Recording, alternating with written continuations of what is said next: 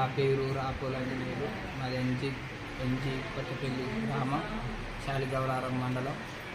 మా యొక్క ఇళ్ల స్థలంలో మా బాబాయిలకు మాకు గడుబులు అవుతుండగా మాజీ సర్పంచ్ అయిన ముక్కాల గణేష్ మాపై దాడి చేసి ఎడవాడినట్టు చేసి రాయి అందుకొని మా తలకాయ పలగొట్టినాం.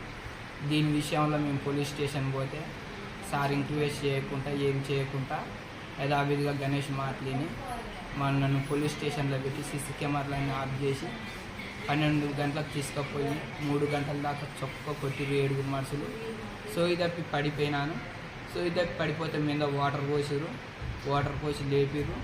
లేచేంత ఓపిక లేకపోతే లేచేంత వరకు కట్టెలు తీసుకుని మొక్కల మీద కొట్టిరు. గాయాలైన కారు కూడా బాగా వాసింది.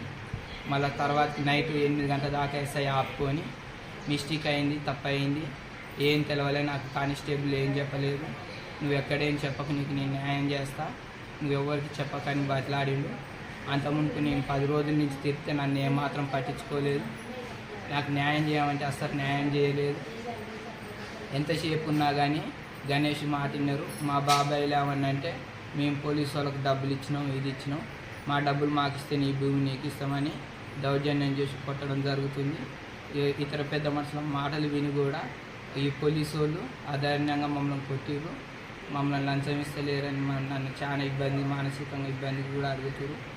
ఈ విషయంలో నాకు ఈ మీడియా వాళ్ళు, ప్రభుత్వం వాళ్ళు మాకు సహాయం చేసి మా ల్యాండ్ మాకు ఇప్పించి మాకు న్యాయం చేయగలరని మా యొక్క మనవి చేస్తున్నాం.